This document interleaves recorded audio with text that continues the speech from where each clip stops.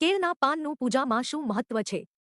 કેળાના ઝાડનું ધાર્મિક મહત્વ. એવું માનવામાં આવે છે કે કેળાનું ઝાડ ખૂબ જ શુભ હોય છે અને તેને ભગવાન વિષ્ણુની પૂજાનો ભાગ બનાવવામાં આવે છે.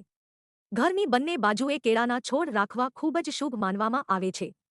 ઘણા લોકો સુખ અને સમૃદ્ધિના પ્રતીક તરીકે સામાન્ય દિવસોમાં પણ ઘરના મુખ્ય દ્વાર પર કેળાનો છોડ રાખે છે. સત્યનારાયણના વ્રતની કથાનું પઠન કરવામાં આવે ત્યારે પણ કેળાના છોડનો ઉપયોગ ભગવાનનો મંડપ બનાવવામાં થાય છે.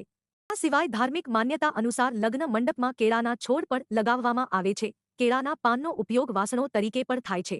તમે ઘણી વાર જોયું હશે કે દક્ષિણ ભારતીય ભોજન કેળાના પાનમાં જ સર્વ કરવામાં આવે છે. કેટલાક ભક્તો ભગવાનને ભોજન આપવા માટે કેળાના વાસણોનો પણ ઉપયોગ કરે છે.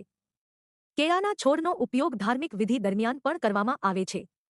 તેને સૌભાગ્યનું પ્રતીક માનીને તેનો ઉપયોગ ગણેશ પૂજામાં થાય છે. માન્યતા અનુસાર ઘણા લોકો ગણપતિ બાપ્પાને કેળાના પાન પણ ચઢાવે છે. ભગવાન વિષ્ણુ અને